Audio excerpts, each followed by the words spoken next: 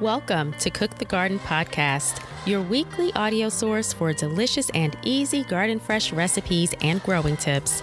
I'm your host, Ginain Grays. Let's cook the garden.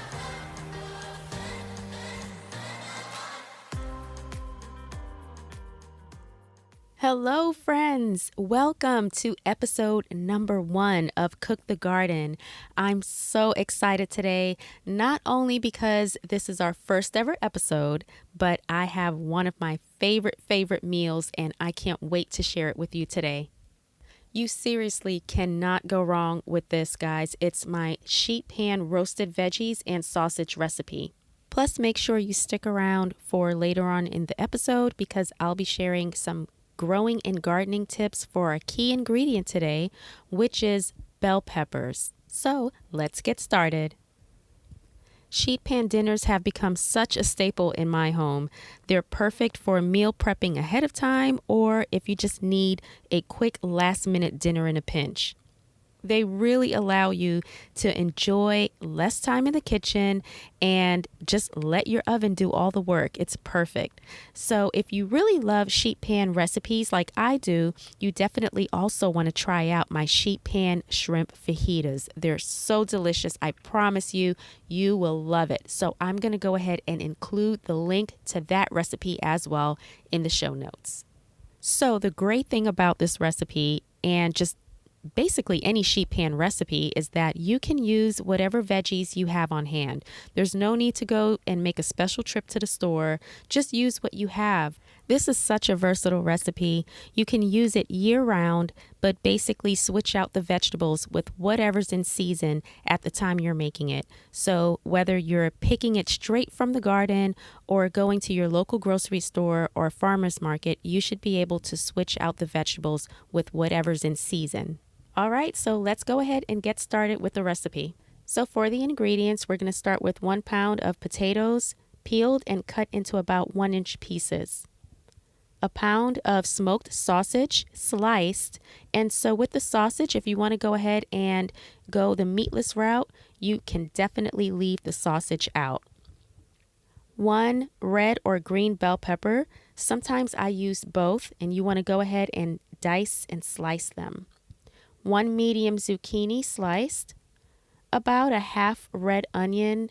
If you like it very oniony, you can go ahead and use an entire red onion, but I use about a half an onion for that, and you want to have thick slices. A half a cup of zesty Italian dressing. This is really based off of preference. You can use whatever dressing you like.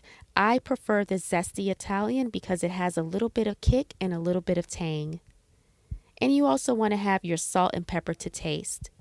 So one thing to keep in mind when you're slicing up your vegetables is you want to make sure that they're around the same size.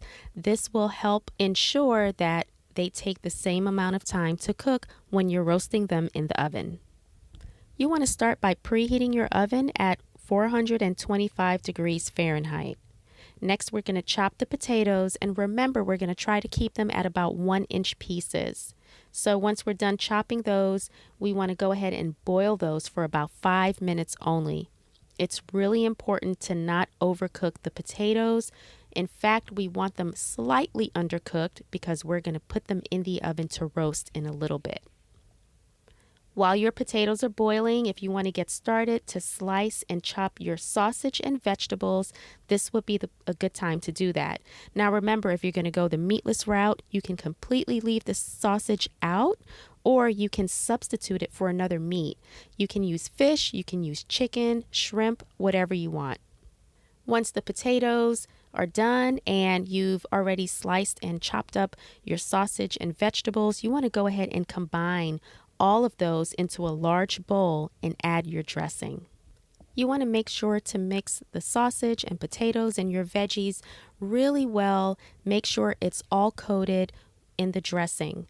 And next we're going to go ahead and pour it onto the sheet pan. But before that, a really cool tip I have is that I normally line the sheet pan with some aluminum foil. This really helps with cleanup. So this is the last step to this super easy recipe. You're going to go ahead and put it in the oven, and you're just going to let it roast for about 20 minutes. Then broil it for another 2 minutes or until you have a nice golden slight char to your vegetables and your sausage. Now you want to be really careful when you are broiling it though, because it can burn very easily. So definitely make sure you are standing by the oven and to keep a close eye on it, because we don't want a burnt sheet pan dish.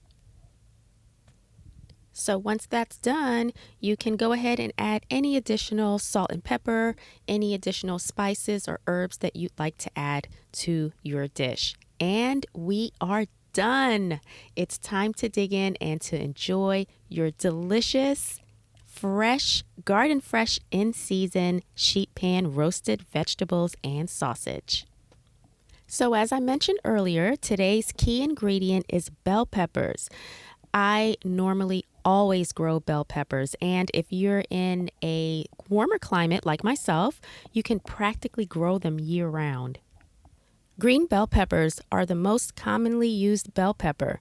They have a rather bitter taste, although I love to snack on them personally.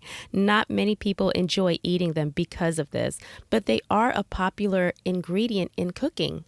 This version is not yet ripe, and that's why the taste is a little off compared to the more brightly colored peppers like the orange bell peppers or the red bell peppers. Now, red bell peppers are said to be the sweetest and the juiciest bell pepper, and they are fully ripe and the most mature, which is why they have a sweeter taste, and they do have more nutrients than the green bell peppers. My top tip for growing bell peppers is to stake them. Although it's not a must, I find that it stabilizes them and it keeps the peppers off the ground, away from those little critters that may love to feast on them from time to time. There are several plants that are suitable for growing near your bell peppers. A few examples include tomatoes, carrots, cucumbers, corn, and herbs like basil, parsley, and dill. You do want to avoid growing them near members of the brassica family and also fennel. Well, friends, that is all I have for you today. This was our very first Cook the Garden episode, and I had so much fun. Thank you so much for tuning in, and I hope you can tune back in next week where I'll be sharing another garden fresh recipe and some growing tips. Until then, have an amazing week. Thank you for tuning in to this week's Cook the Garden. If you enjoyed this episode, please subscribe and leave a 5-star review. As a new podcast, it really helps to add value while growing our awesome community. As always, I really appreciate it. Until next time, friends, keep slaying those garden fresh recipes.